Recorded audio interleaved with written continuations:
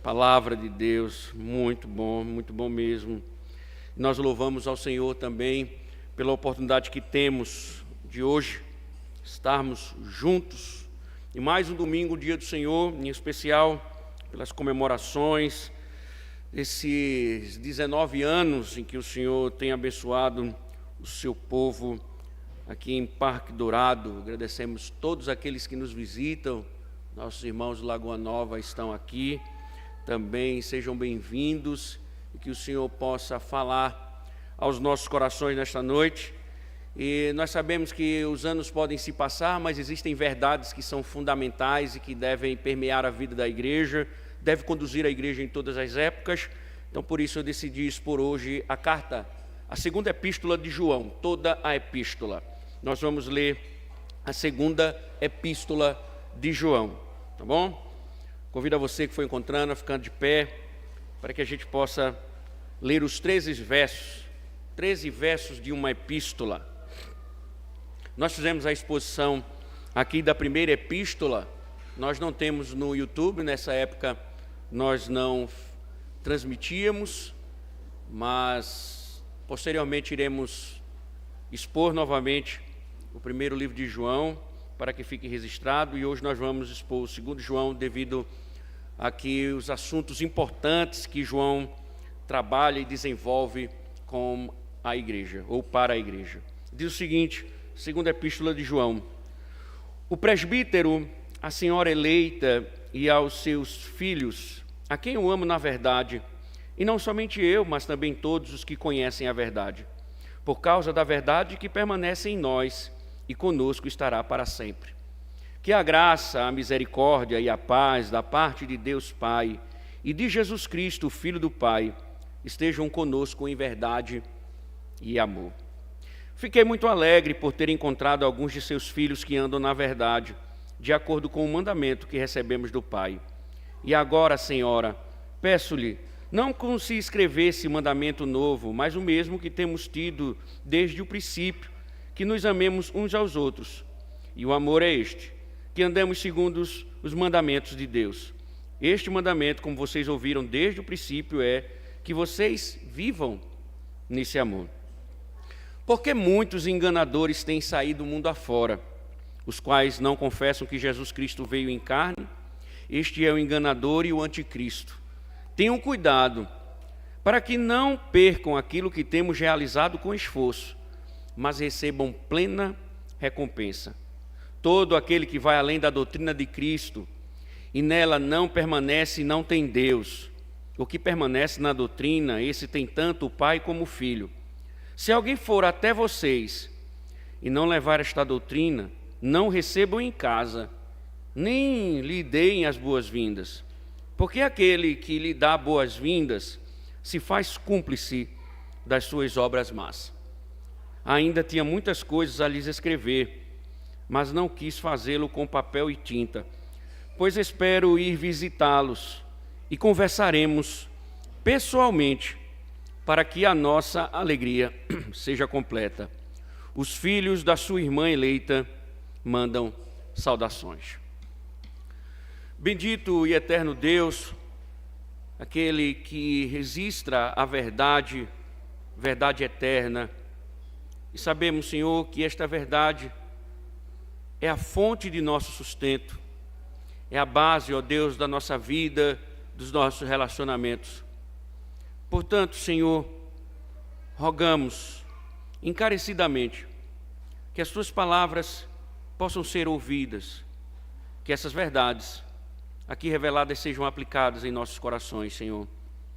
Porque naturalmente somos tendenciosos a nos desviarmos da verdade e tratarmos a verdade de forma negligente, não como um fundamento espiritual que nos conduz para a eternidade, mas simplesmente conselho, Senhor, e muitas vezes nós acabamos abandonando a Tua lei, os Teus mandamentos, para seguirmos o nosso entendimento, para agirmos conforme a nossa vontade, Senhor, e por isso muitas vezes somos tão inconstantes, tão miseráveis, inclinados a seguir, ó Deus, os passos desse mundo. Livra-nos, Senhor, e que a recomendação que o Senhor inspirou o apóstolo João a exortar, a orientar a igreja em questão, seja a mesma, Senhor, em nossas vidas, para louvor do Teu santo nome. Amém. Poder sentar, irmãos.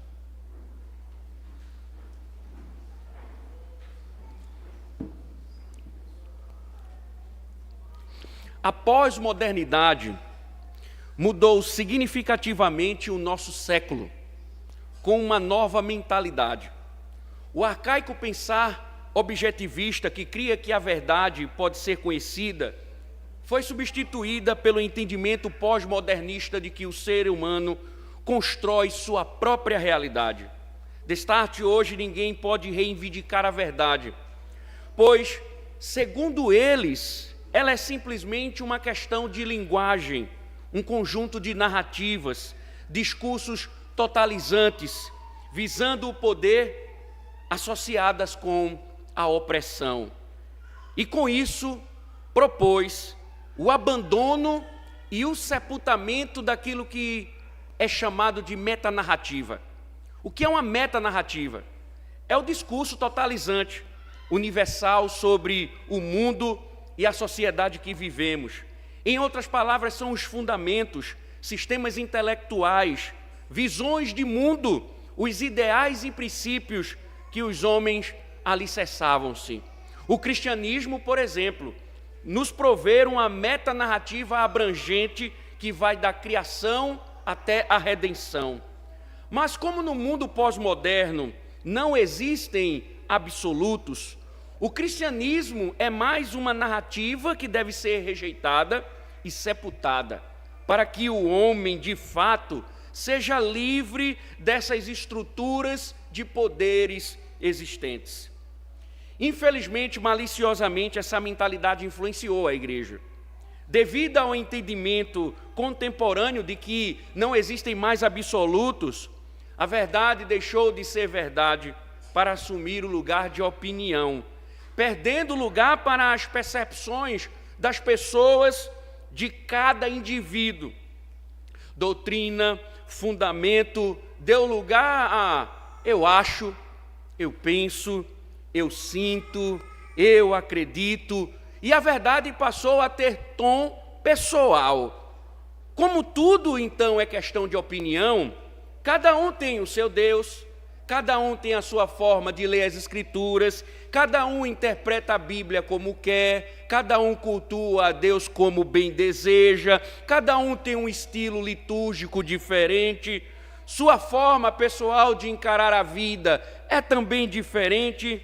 Enfim, os supostos cristãos de nossa época, influenciados pelo pensamento pós-moderno, passaram a negar a verdade, abraçando, experimentando a vida de realidades a partir das realidades subjetivas. A segunda epístola de João, ela vai no caminho contrário ao pensamento pós-moderno. Desde a primeira epístola, observamos problemas pontuais presentes nas igrejas que João escreve. E vocês podem reparar numa leitura rápida que os falsos mestres, eles recebem destaque. Eles recusavam confessar que Jesus encarnou, conforme João escreve no capítulo 4, também aqui no versículo 7 da segunda epístola. Eles negavam que Jesus é o Cristo, o Filho de Deus, no capítulo 2 da primeira epístola, no verso 9 estamos vendo na segunda epístola, e acabavam ensinando que o Messias não poderia ter vindo em forma humana. Também desenvolveram uma visão distorcida do pecado e da lei. Afirmavam, por exemplo, que estavam livres do pecado, conforme o capítulo 1, o verso 8 da primeira epístola, negando que a comunhão com Deus exija a prática da verdade, conforme o verso 6 do primeiro capítulo, e mesmo andando em trevas, eles diziam que conheciam a Deus, que tinham um relacionamento com Deus. Só que tem um problema que João denuncia.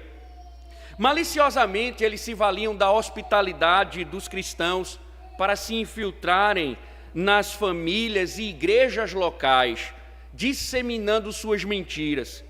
No caso desta epístola, o objetivo de João parece ter sido o mesmo da primeira. Ele vai advertir ou está advertindo a igreja local contra o ensinamento de falsos mestres, que ele chamou docemente de anticristos.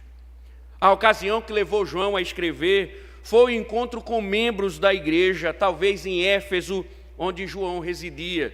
Por intermédio deles, o apóstolo teve notícias da atividade missionária dos falsos mestres entre os membros da comunidade. Alguns já haviam se desviado e outros estavam em dúvida. Era necessário agir com rapidez e firmeza, o que dá origem a essa pequena carta de João. Para contrastar com os falsos mestres que estavam atuando no período e atuando no seio da igreja, João usa o termo verdade por 5 vezes nos versículos iniciais, mostrando que a verdade é sua principal argumentação, como uma verdade subjetiva, não, mas como uma verdade que está sendo mostrada ou pregada, que significa o próprio Evangelho de Cristo. Ou seja, a verdade está sendo mostrada como central na sua argumentação, não como uma realidade subjetiva, uma opinião concedida pela liberdade de estabelecer e interpretar o mundo à nossa volta. Na verdade, o termo usado por João é sinônimo de evangelho. Quando você ouvir João dizer a verdade, está em mente o evangelho, a verdade absoluta, que retinha a verdadeira doutrina de Cristo, que é a verdade personificada, conforme ele mesmo diz: eu sou o caminho, a verdade.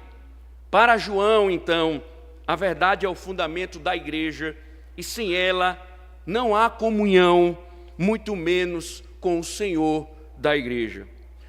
Logicamente, isso vai nos ajudar a entender que o nosso relacionamento, ele é fruto do Evangelho. E qualquer tentativa de ecumenismo é abandono da verdade. Logicamente, nosso relacionamento com Deus, veremos também, é fruto dos mandamentos da verdade, e não das nossas opiniões. Diante disso, devemos entender que falsos mestres que são levantados para atacar a verdade, eles devem ser tratados como tal, como perigosos, como mentirosos, inimigos da verdade, não merecendo o nosso apreço, muito menos a nossa confiança e amizade. Quem com falso profeta se junta, a verdade abandona. Então vamos seguir para o texto e ver como João foi específico ao exortar a igreja sobre essa questão e como ela também nos afeta nesse mês, nesse final de semana de comemoração. Verso 1, novamente, o verso 2, observe o que João diz: o presbítero, a senhora eleita e aos seus filhos, a quem eu amo na verdade. Não somente eu, mas também todos os que conhecem a verdade. Por causa da verdade que permanece em nós e conosco estará para sempre. Um problema inicial aqui surge, pois nós falamos o tempo todo introdutoriamente que o autor da epístola é João, mas ele aqui se identifica como presbítero. Como saber que foi o apóstolo João que escreveu, uma vez que o autor se identifica como presbítero? Há 2 formas de identificar a autoria quando as cartas elas não estão identificadas com o nome do autor. A primeira delas é a evidência externa, que são os escritos dos pais da igreja, que são os pastores que viveram ali no primeiro século e tiveram contatos tanto com os apóstolos ou com os amigos dos apóstolos. E nesse período pós-apostólico, muitos autores do 1º, 2º, 3º, 4º século identificaram João como autor dessa epístola. A segunda é as evidências externas, ou internas, que destacam as similaridades. Como assim? Podemos destacar o vocabulário, os temas que são próprios do autor João. Pode-se ver isso comparando a segunda epístola com a primeira epístola dele. Mas então perguntamos, por que João não se identificou? Por que João escreve a carta dizendo o presbítero?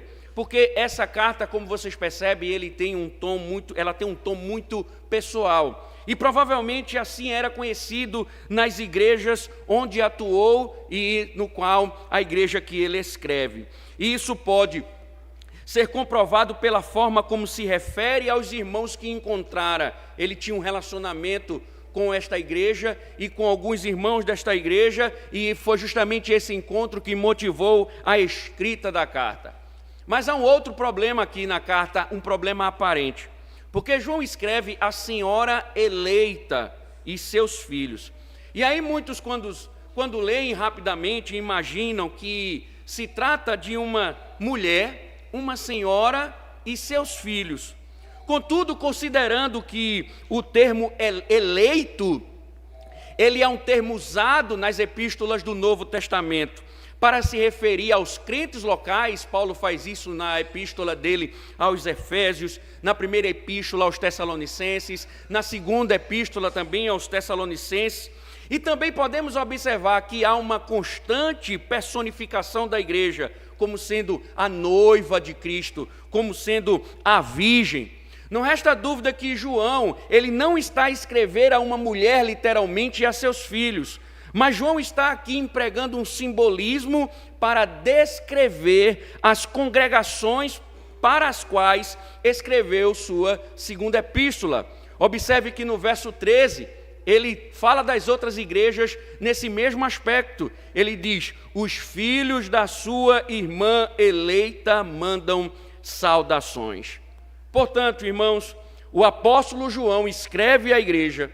Nós não sabemos geograficamente qual igreja ele escreve, mas ele escreve a uma igreja que ele tinha contato e intimidade e, consequentemente, está escrevendo aos membros dela.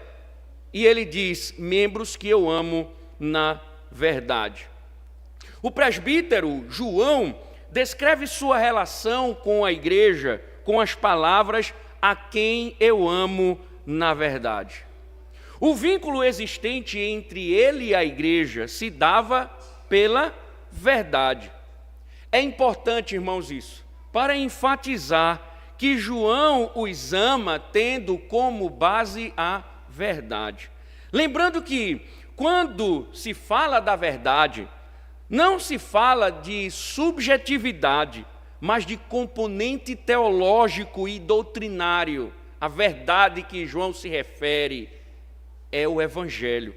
Portanto, João ama a igreja porque ela conhece a verdade, verdade eterna e redentora, onde os desiguais são iguais, onde raças, línguas, culturas, tudo se funde numa só relação: Cristo. Ela ainda diz: não somente eu, mas também todos os que conhecem a verdade. Da mesma forma, João está dizendo que o vínculo entre ele e a igreja se dava pela verdade. Os cristãos, de uma forma em geral, se relacionam e se unem pelo conhecimento da verdade. A verdade é a base da relação fraternal. Não há numa atração ou uma atração por uma simpatia humana e pecaminosa, recheada em muitos casos pela necessidade e busca natural de satisfação. Pelo contrário, a verdade que compartilhamos, João está dizendo, é a causa da nossa comunhão, não só a minha comunhão com vocês, mas a comunhão com todos. A verdade é a base de toda nossa relação.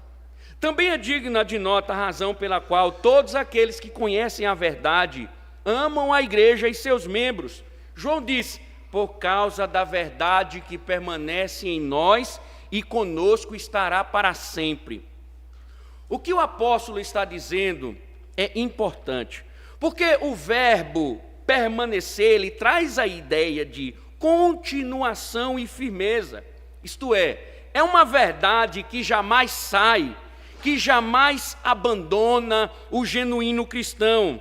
Logicamente, se ela nunca abandona, estará para sempre com eles. É a ideia de estar para sempre.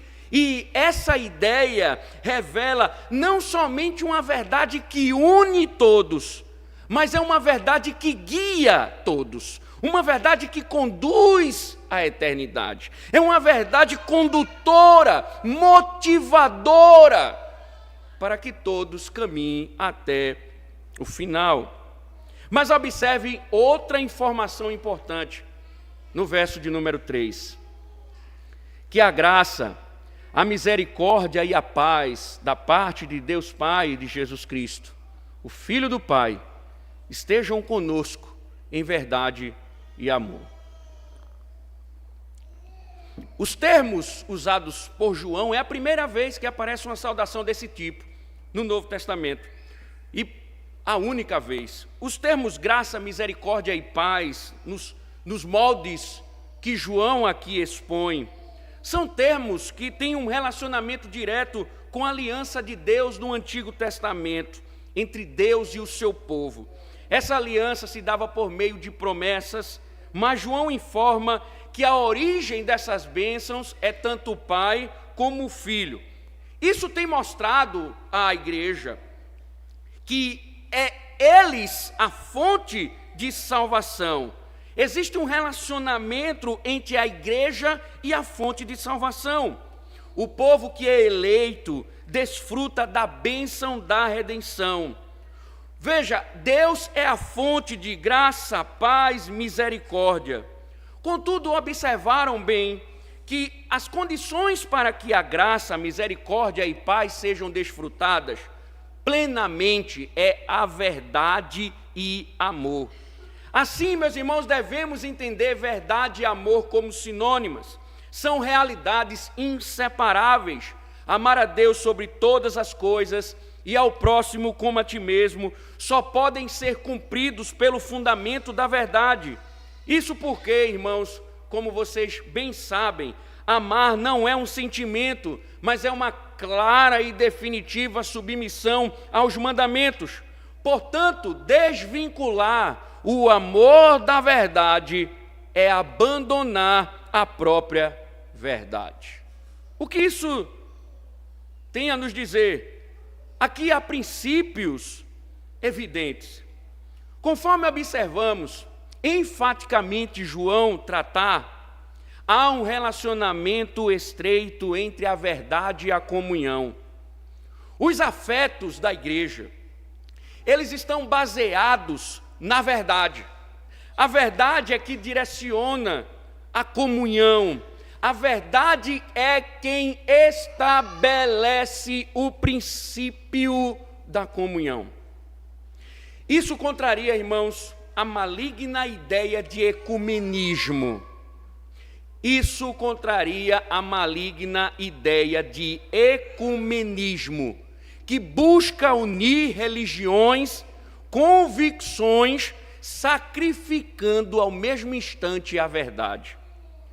Um exemplo disso é o conhecido evangelista Billy Graham, que muitas pessoas nem imaginam quem ele era. Em 1963, Billy Graham pediu a Dr. Martin Lloyd-Jones que presidisse o primeiro Congresso Mundial sobre Evangelismo realizado em Berlim, em 1966. Martin Lloyd-Jones rispidamente respondeu a Billy Graham que se ele abrisse mão dos liberais e católicos romanos que compunham sua tribuna e abandonasse o sistema de apelo, aquele convite do evangelho carismático, ele daria suporte e presidiria o congresso. Todavia, Billy Graham não alterou sua perspectiva e se manteve em julgo desigual com os infiéis, não somente católicos romanos, mas de várias outras religiões. Assim, Dr. Martin Lloyd-Jones se negou a endossar ou recomendar qualquer tipo de contato com o evento de Billy Graham, bem como recusou todo e qualquer trabalho que resultasse em alguma comunhão com ele. O resultado da reunião que ele teve com Billy Graham foi uma aplicação severa da separação bíblica por Martyn Lloyd-Jones. Martyn Lloyd-Jones registra isso no livro Pregação e Pregadores.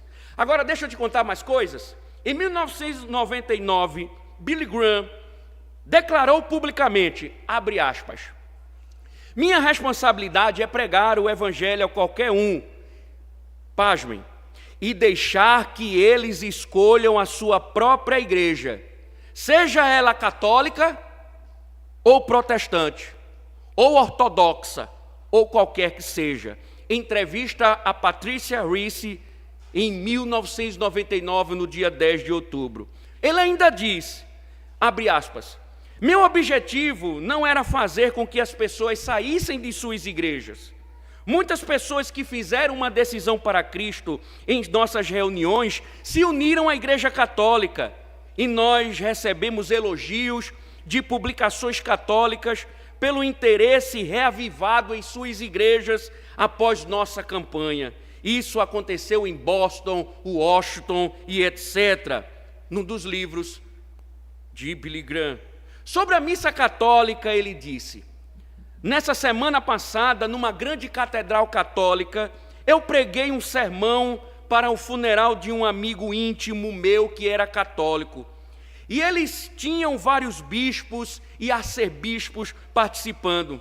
E na medida a missa funeral transcorria, e eu lá permanecia sentado, aquilo era uma coisa muito bonita e certamente clara e correta no evangelho que eu acredito. Está escrito na Liga das Igrejas da América, na página 84. Paul Walsh, um dos homens que admirava Billy Graham, quando tomou conhecimento de tudo isso, ele chegou a dizer, abre aspas, Paul Walsh, sempre procurei ser caridoso em relação àqueles que pregam em nome de Cristo. Isto foi especialmente verdade no caso de Billy Graham.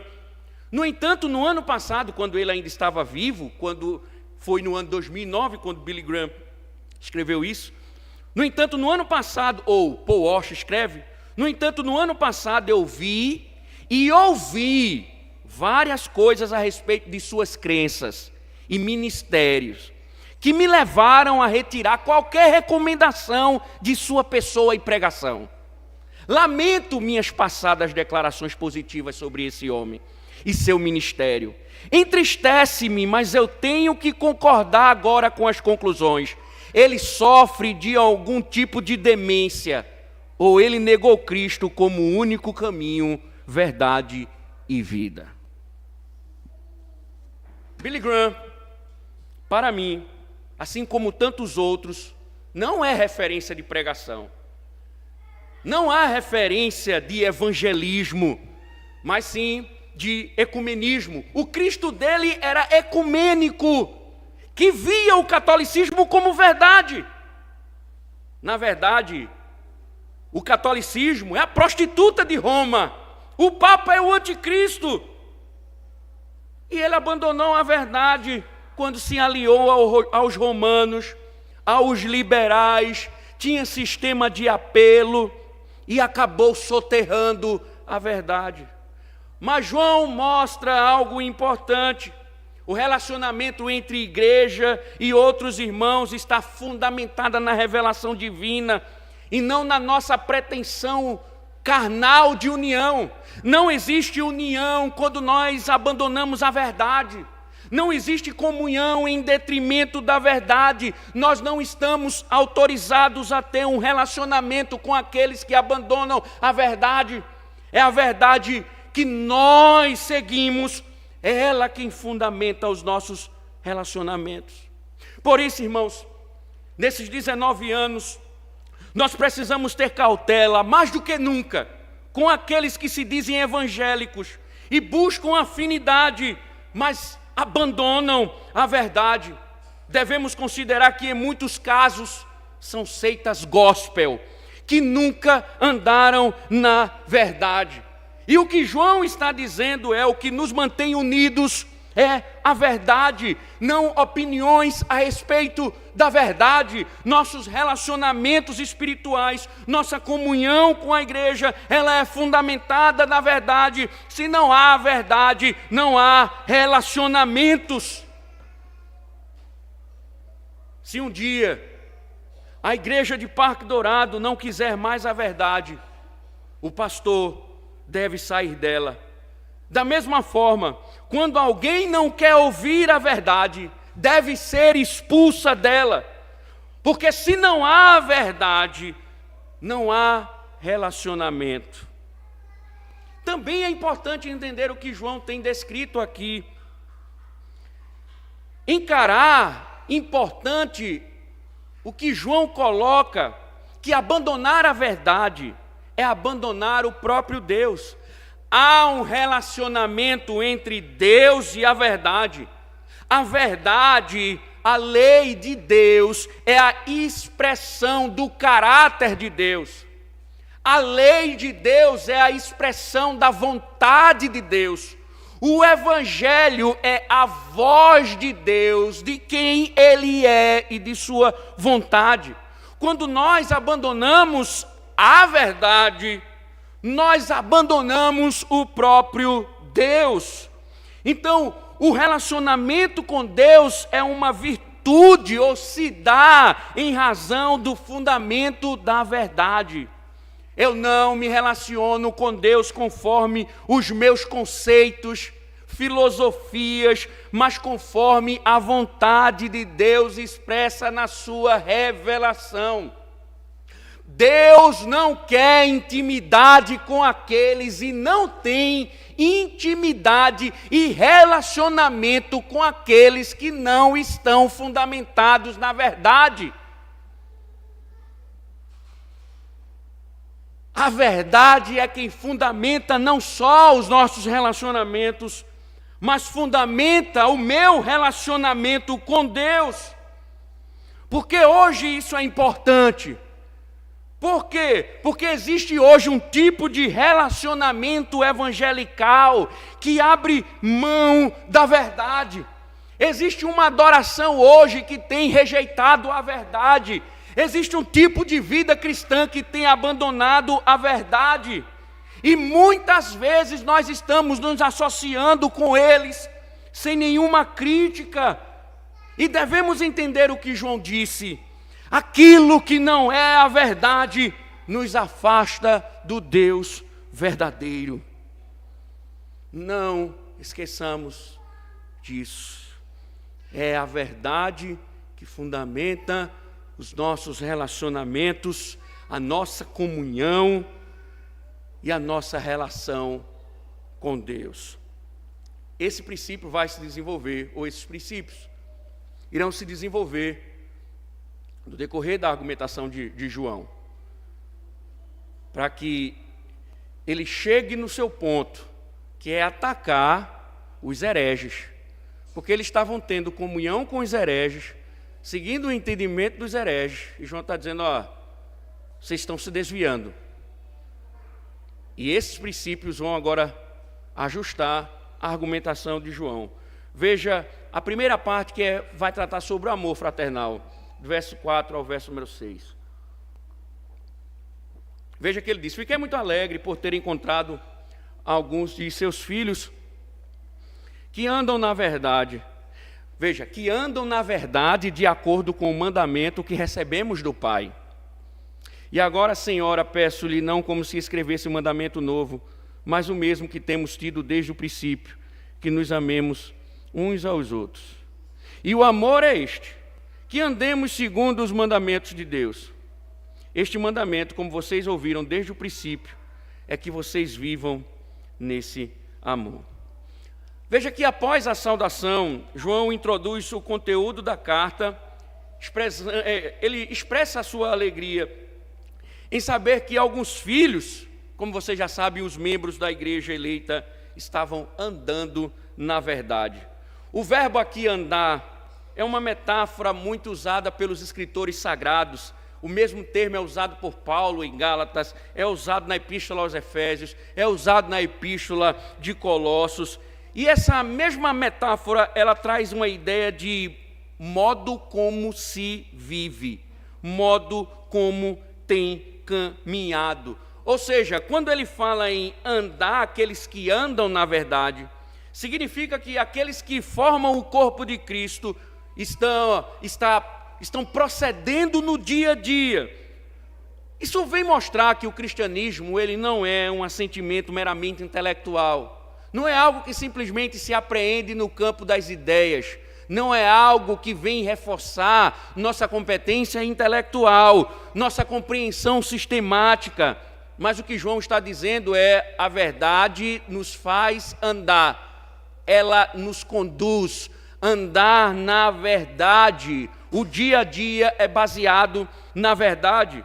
Cristo ilustrou, por exemplo, que tanto a vida eterna quanto a perdição são representados por dois caminhos trilhados e que levam aos seus respectivos destinos: o caminho estreito e o caminho largo.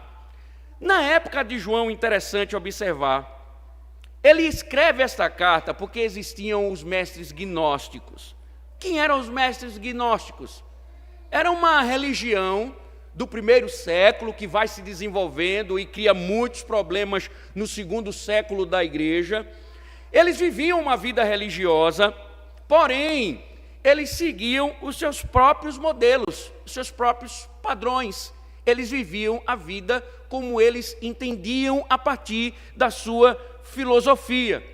O apóstolo João, ele chega a escrever na primeira epístola que andar sem a verdade, andar sem o fundamento da verdade, apesar de existir alguns aspectos visíveis de religiosidade, é simplesmente peregrinação vazia, sem fim, cega, porque em Cristo é uma nova vida, um novo modelo, um novo padrão. Por isso que João vai dizer na primeira epístola, no capítulo 1, que o discurso desprovido da verdade, uma prática desprovida da verdade, é uma prática falsa, mentirosa, enganadora, porque não está fundamentada na verdade. Porque qual é o princípio bíblico? A Bíblia descreve que aquele que não anda na verdade está andando no caminho de trevas. Não há meio termo. Se não anda na verdade, ele está trilhando um caminho de trevas. E para dar mais peso, tanto ao caminhar como à verdade, João diz que é uma ordenança ou mandamento do próprio Pai. Por que ele acrescenta isso?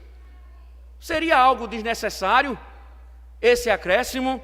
Lógico que não. Porque aqui mais uma vez ele enfatiza que em Cristo estava a lei do próprio Deus, a redenção do homem. Então, servir e andar, ambos em Cristo, representa uma submissão ao próprio Deus. Servir a Cristo significa servir ao próprio Deus, pois Ele é Deus. Entretanto, a vida com Deus, João está mostrando, também se apresenta na vida da comunidade. Não há relação com Deus que não reflita na relação com o próximo. Repito, não há relação com Deus que não reflita na relação com o próximo. Os dois grandes mandamentos são amar a Deus sobre todas as coisas e ao próximo como a ti mesmo. É no exercício do amor uns para com os outros que a verdade ela se manifesta, onde o discurso e o assentimento intelectual são exercitados. Então observem, ao mandamento para crer é acrescentado o mandamento para amar. Ser cristão é crer em Cristo e amar uns aos outros. A fé e o amor são sinais do novo nascimento. A igreja deveria entender que o fruto do Espírito é o amor. A essência do cristianismo é o amor, pois foi o amor quem nos redimiu. Sem amor ao próximo, João vai dar umas sérias exortações na primeira epístola. Sem amor ao próximo, não podemos dizer que amamos a Deus. Quem não ama, não conhece, ou seja, não tem relacionamento, não tem intimidade com Deus. 1 João 4:8. Quem não ama está em trevas. 1 João capítulo 2, verso 9 a 11. Quem não ama permanece na morte. 1 João capítulo 3, verso 14. O amor é a prova maior de que somos discípulos de Cristo. João capítulo 13, verso 35. Por que isso? O amor é o maior mandamento e o cumprimento da lei. E qual é a importância desse aspecto? Primeiro, o amor cristão não é uma emoção que desenvolvemos. Não é uma emoção que aprimoramos. O amor simplesmente é obedecer à palavra de Deus. Lembra do que falamos lá no verso de número 3? Verdade e amor são sinônimos. Amar implica em obedecer. Eu não devo sentir para amar. Eu devo amar porque Deus ordena. Por que isso é importante, irmãos? Porque é comum que as pessoas falem de amor, mas elas construíram um tipo de amor na qual Deus é excluído por causa da verdade. Ou seja, não importa o que diz a verdade, o importante é que eu ame. Não é assim em muitas igrejas. Nós precisamos amar as pessoas, pastor. Mas quando muitos dizem assim, nós precisamos amar as pessoas, o pressuposto básico é, nós precisamos amar as pessoas sem ofendê-las com a verdade. Nós precisamos amar as pessoas sem tocar nas feridas dela. Nós precisamos amar as pessoas aceitando os seus pecados públicos. Lógico que não, porque o que fundamenta o amor é a verdade. Então, quando eu digo que amo, mas o meu amor não está fundamentado na verdade, simplesmente são expressões de sentimentos carnais da minha pecaminosidade. Então, a verdade também regula o amor. A verdade também regula o amor. E quando se exclui a verdade, excluem Deus. Mas acham que sentimentos são tão poderosos que podem, em certo sentido, barganhar com a eternidade. É por isso, irmãos, que o nosso mundo está tão confuso, porque é em nome do amor que se mata, é em nome do amor que se comete pecados, é em nome do amor que se comete atrocidades. João, porém, explica que isso não é um amor verdadeiro, pois o amor, ele é resultado do amor a Deus e amor à verdade. Por isso, irmãos, que Paulo, como nós vimos, falou sobre o amor à igreja de Corinto, porque ela estava fantasiada com a presente manifestação dos dons. Os dons revelacionais estavam sendo usados e os crentes inchados, exercitando os dons, mas não havia uma relação contínua de amor baseada na verdade. Tanto é que Paulo diz que o amor, a prática do amor é um caminho mais excelente, porque a igreja demonstra a graça, o perdão e a salvação. Paulo teve que mostrar, a partir da verdade, que o amor não era um espetáculo de exibição, mas era uma dedicação contínua em direção ao outro. E é justamente isso. Quando nós abandonamos a verdade, nossas expressões de amor são simplesmente espetáculos. Mas quando nós fundamentamos o nosso amor na verdade, nós servimos aos outros sem nenhum tipo de espetáculo. Para o apóstolo, o amor não é uma explosão de sentimentos inacreditáveis, inexplicáveis. Não é algo que mexe com minha cabeça e me deixa assim. Mas é uma real submissão à vontade divina, à verdade. Devemos ter ciência disso, irmãos. Porque João vai dizer, é por isso que devem ter cuidado com os hereges. Devem tomar cuidado. Porque o amor direcionado pela verdade, ele vai ter a preocupação de não permitir que falsos ensinos sejam introduzidos na igreja. Se existe amor de fato, fundamentado na verdade, os hereges vão ter que ser tratados como hereges. Veja o verso 7 ao verso número 11. Olha a nota explicativa. Porque muitos enganadores têm saído do mundo afora, os quais não confessam que Jesus Cristo veio em carne. Este é o enganador e o anticristo. Tenham cuidado para que não percam aquilo que temos realizado com esforço, mas recebam plena recompensa. Todo aquele que vai além da doutrina de Cristo e nela não permanece e não tem Deus. Esse é o apóstolo do amor, observe, mas bem pontual. O que permanece na doutrina, esse tem tanto o pai como o filho. Se alguém for até vocês e não levar esta doutrina, não o recebam em casa, nem lhe deem as boas-vindas, porque aquele que lhe dá as boas-vindas se faz cúmplice das suas obras más. Veja que João, como vocês leram, está descrevendo os falsos mestres. Isso não é nenhuma novidade. Jesus, no Sermão do Monte,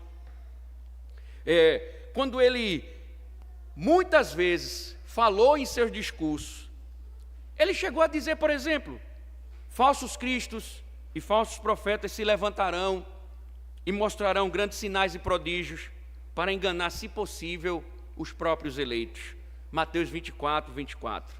Paulo chamou de lobos cruéis que iriam surgir no meio do rebanho. Atos 20, 29. Ele também diz, falsos apóstolos, obreiros fraudulentos, disfarçando-se em apóstolos de Cristo. Segunda epístola de Paulo aos Coríntios, capítulo 11. Em 1 Timóteo, ele exorta Timóteo, alerta Timóteo com relação aos falsos mestres. Espíritos enganadores ensinam doutrina de demônios. 1 Timóteo 4:1. E eles estavam ali, na igreja, fazendo aquilo na qual foram chamados. Observe, irmãos, a expressão de Paulo. Eles saíram pelo mundo afora.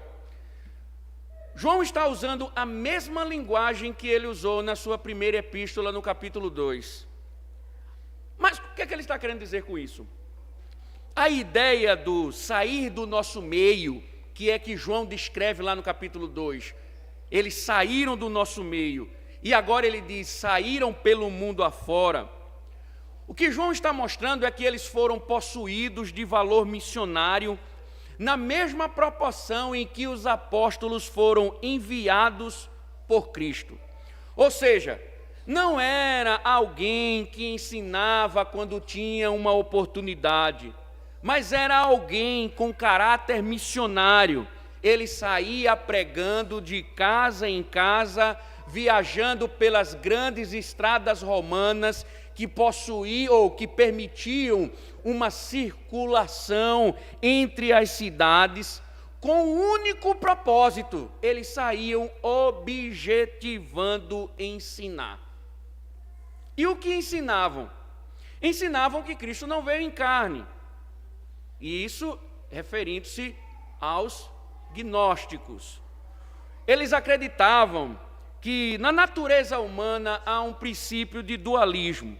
Isto é, o espírito e o corpo são duas entidades separadas e são opostos.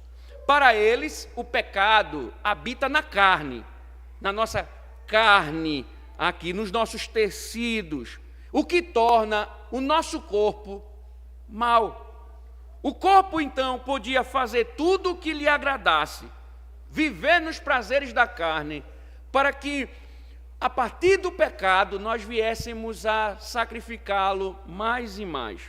Mas eles entendiam, o Espírito é totalmente bom, o Espírito é algo maravilhoso. Portanto, uma vez que a carne é má e o Espírito é bom, eles rejeitavam a encarnação de Cristo, pois como poderia Deus, um Deus santo, revestir-se do que é mal? Como um Deus santo poderia assumir um corpo? E com isso, uma heresia começou a ser plantada, negando a encarnação. Nos evangelhos não existe nenhuma contradição sobre este fato. Para os registros joanino e apostólicos, como nós vimos, Jesus veio em carne e habitou entre nós. João só fez reafirmar aquilo que a igreja já cria. Por exemplo, quando ele escreve no capítulo 4, ele diz: todo aquele que reconhece que Jesus veio em carne é de Deus. Já no capítulo 5, verso 6, diz que ele, o Cristo, é aquele que veio por água e sangue, ou seja, expressões que conotam seu batismo e a redenção na cruz. As expressões dos versos citados, veio em carne e aquele que veio, estão tanto no particípio aoristo ou presente, quanto no aoristo, trazendo a ideia de que a encarnação não é apenas um evento na história, mas uma verdade permanente. Ou seja, Jesus não só veio em carne, ele ressuscitou em carne e ele está nas mansões celestiais em carne, governando tudo e todos em pleno corpo físico. Por isso que João vai dizer que aquele que nega a encarnação não é apenas um enganador ou um sedutor, mas um anticristo. Isso implica dizer que as duas características representam não a atuação de meros indivíduos dentro da cristandade, mas a atuação do próprio diabo, quando nega verdades da fé cristã. Eles não só seduzem, mas eles se opõem a Cristo. Não é simplesmente uma opinião, mas um discurso pensado, planejado, bonito, inspirado pelo próprio diabo. No mesmo modo que existe a força do Evangelho para mudar as pessoas, existe um sistema paralelamente que apresenta outro Evangelho, outro discurso maligno para enganar as pessoas. Precisamos pensar nisso, irmãos, com seriedade. Porque nós estamos completando 19 anos, se Deus permitir, completaremos 20, 21, 22, 23.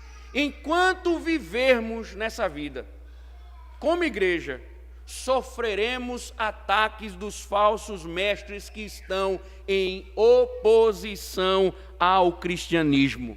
Porque a tendência é, com o passar dos tempos, que mais e mais a verdade seja abandonada e muitos surjam no nosso meio, no mundo afora, para pregar outro caminho, uma outra realidade. Mas observem o que João pontualmente apresenta. Eles são agentes de Satanás para desviar o caminho da igreja. Eles são missionários do inferno, levantados para ensinarem inverdades a respeito de Cristo, de Deus e do próprio Evangelho. Um coach, quando se ergue no púlpito, é o diabo quem está por trás dele. Um coach, quando ele fala palavras que não foram dadas por Deus para ensinarem verdades, é o diabo quem está por trás dele. Aqui nessa cidade teve pastor presbiteriano fazendo live com romano. Isso é obra de Satanás, promovendo o engano. Isso é obra do diabo, promovendo o engano.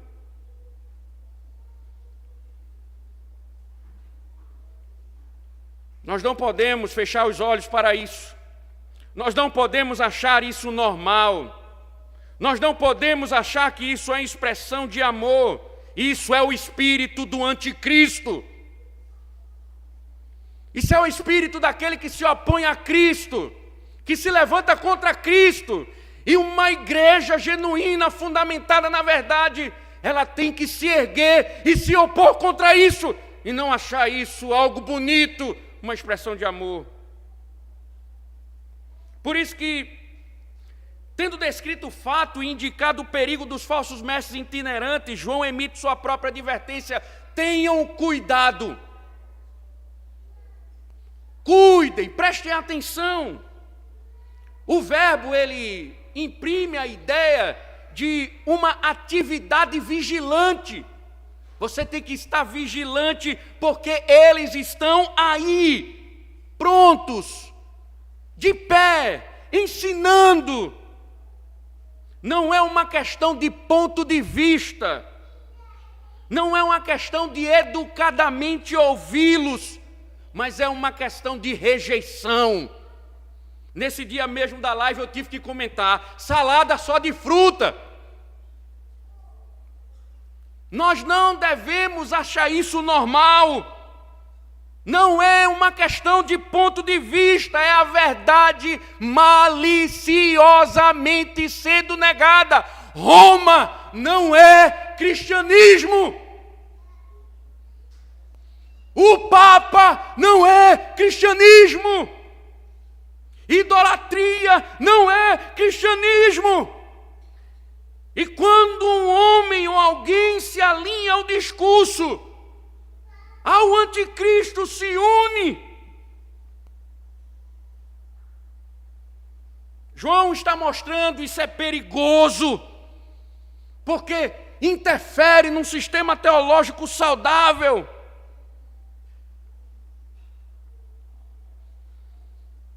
Não podemos brincar com as heresias.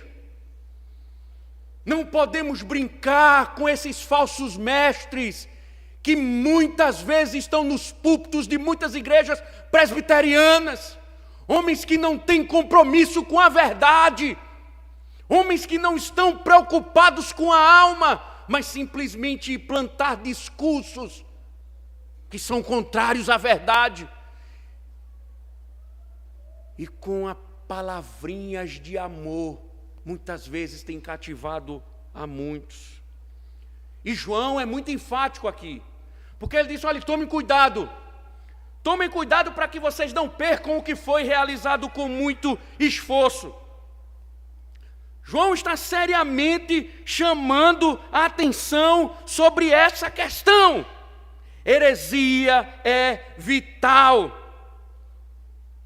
Heresia é algo que entra e mata. Heresia é algo que traz danos. E João chega a dizer, inclusive, a sua recompensa está ameaçada. Então, todos aqueles que ensinam inverdades a respeito do Filho, da redenção, do amor de Deus, João diz, esses não possuem a Deus. Nós devemos entender isso.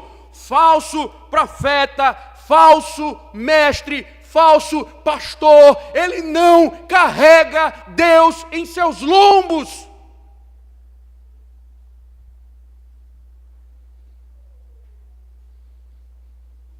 Por isso que João está dizendo, cuidado. Cuidado. E aí é interessante porque no verso 9 ele usa uma expressão, aquele que ultrapassa. Ele está querendo dizer que o falso mestre é geralmente aquele que vai longe demais. Na verdade é aquele que sempre, ele tem um evangelho diferente. Ele tem algo diferente, ele descobre a pólvora. Ele sabe mais, ele tem uma leitura diferente, ele tem uma interpretação diferente a respeito do evangelho. Aí João diz, aquele que ultrapassa. É interessante também que o mesmo termo grego usado por Paulo é o termo usado nos escritos gnósticos. Porque o gnosticismo ele era caracterizado como um movimento que tinha um conhecimento elevado, um conhecimento espiritual.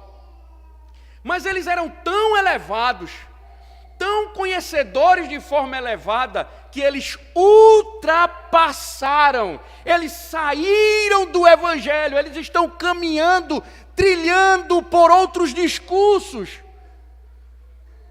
negando a Cristo e negando o próprio Deus.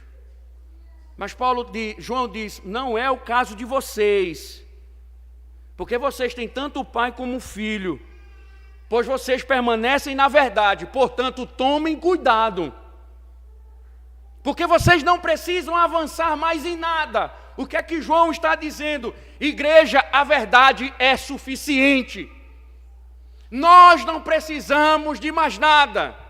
Nós não precisamos da sabedoria do mundo, do intelecto do mundo. Nós precisamos da verdade. É a verdade quem deve fundamentar nossas vidas. Somente a verdade, sola Escritura.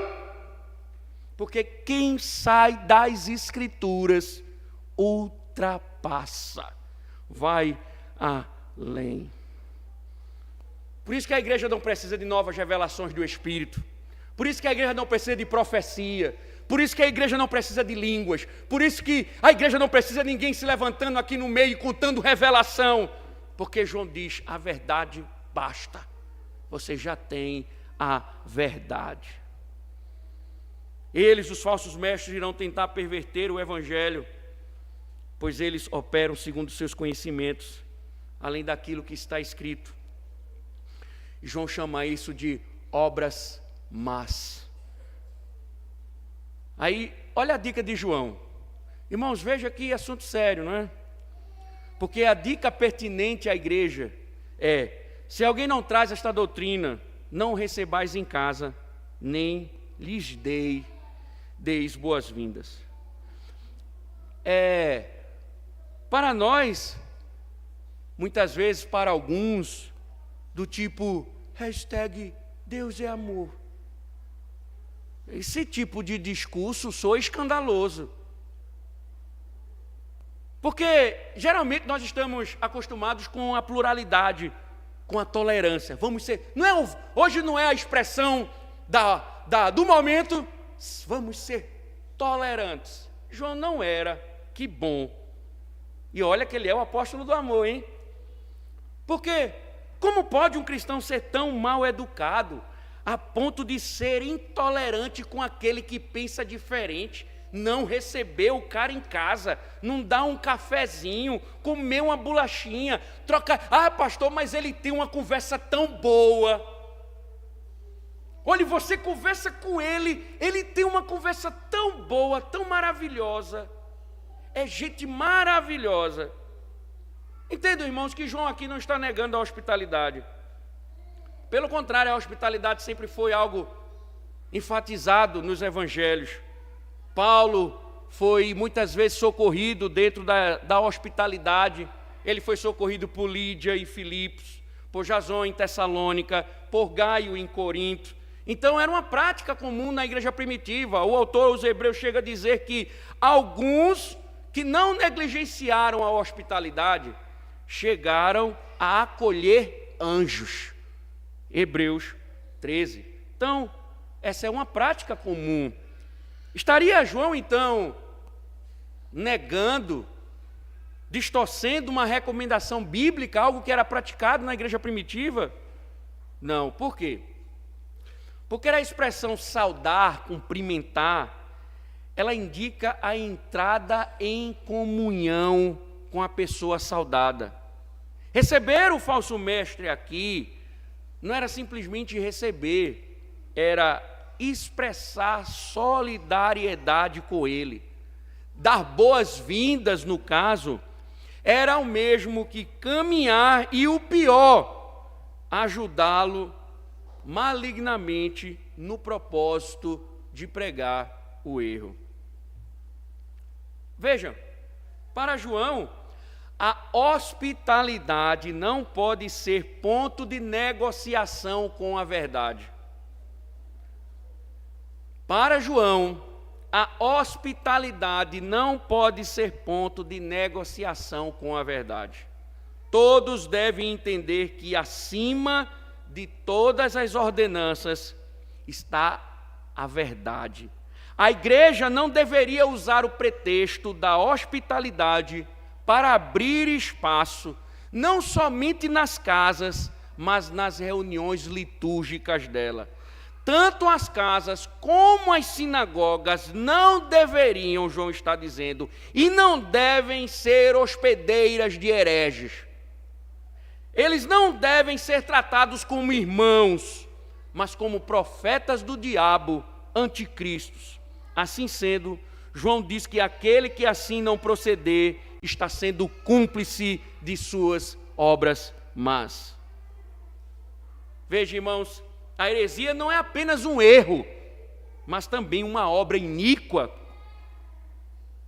Pode enviar almas para a ruína eterna.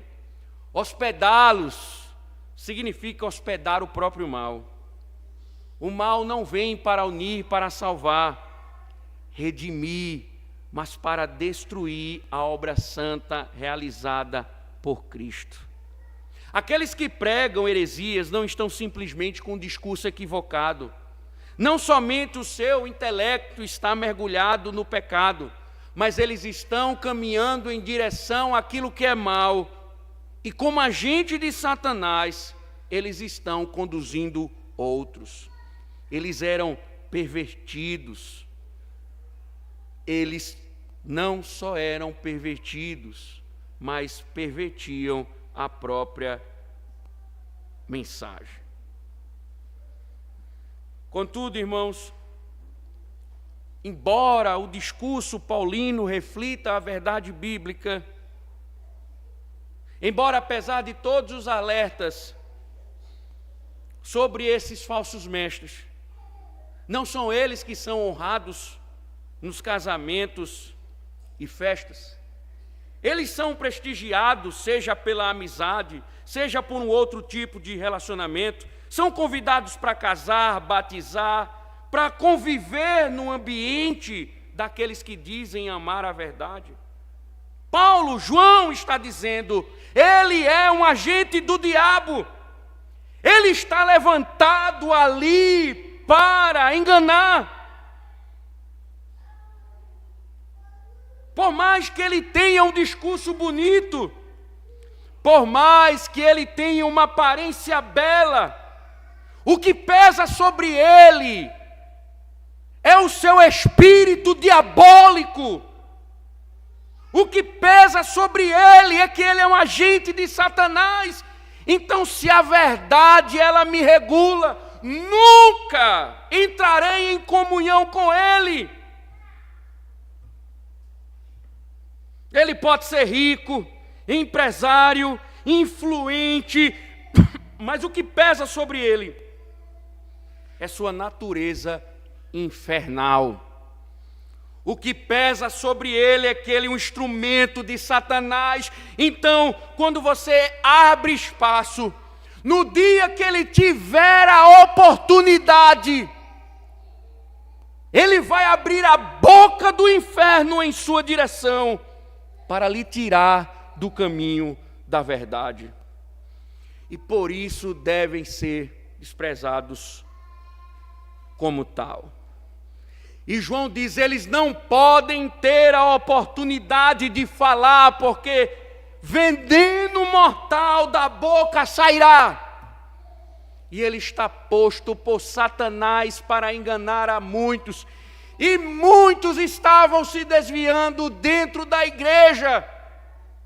E João escreve para exortar a igreja. Veja, irmãos, diante disso, o que para muitos poderia ser algo secundário, não é assim, é questão de opinião. É questão só de uma opiniãozinha, expressar opiniões e nada mais do que isso. João trata como algo vital, A igreja que vive em verdade e amor, que ama a Deus sobre todas as coisas e ao próximo como a si mesmo, não poderia deixar de rejeitar aqueles que negam a verdade do Evangelho, porque a verdade é o fundamento da igreja. Seus relacionamentos, no seu relacionamento com Deus, e a forma como a igreja deve tratar o falso ensino, a verdade é o fundamento. Assim João encerra a carta. 12 e 13, ainda tinha muitas coisas ali a escrever, mas não quis fazê-lo com papel e tinta, pois espero ir visitá-los, e conversaremos pessoalmente, para que a nossa alegria seja completa. Os filhos da sua irmã eleita mandam saudações. João diz: pretendo visitar vocês, mas essa visita não. Essa visita tem que ser bem recebida. Ele é um apóstolo de Cristo. Ele vai instruir a igreja como tem instruído na verdade. Ele ficou tão preocupado, irmãos, que, se vocês tiverem a ideia, geralmente os manuscritos são grandes rolos, né? Provavelmente isso aqui era um pedacinho de manuscrito, desse tamanho.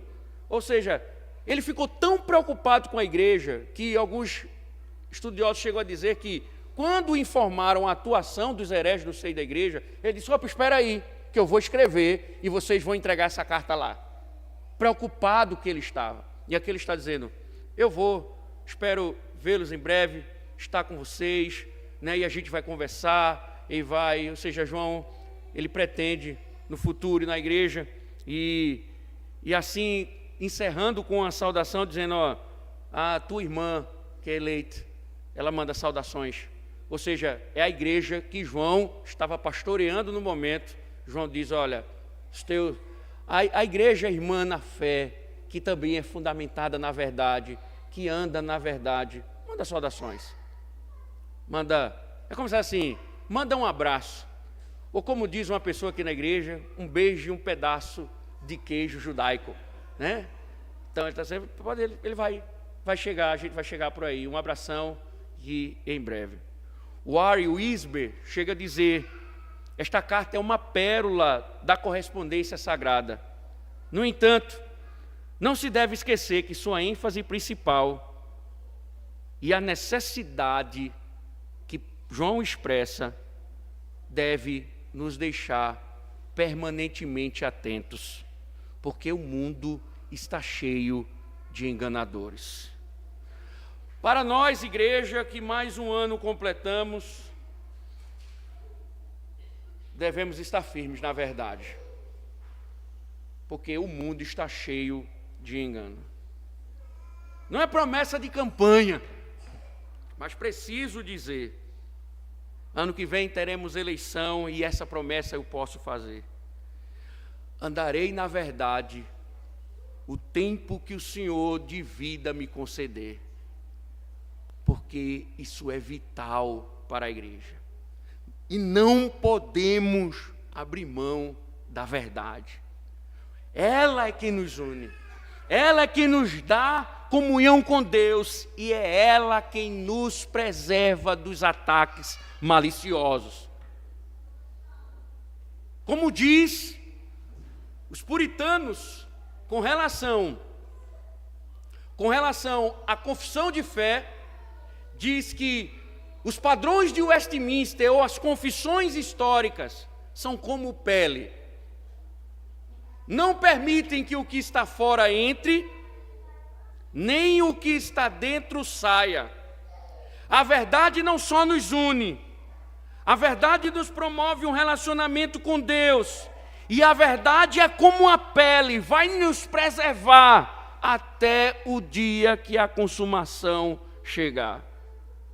E como pastor, ministro de Cristo, digo, é essa a verdade que vamos pregar até completarmos 20 anos, 21 anos, 22 anos, ou seja, até a eternidade, e essa verdade não abrirei mão, porque como João diz, é vital.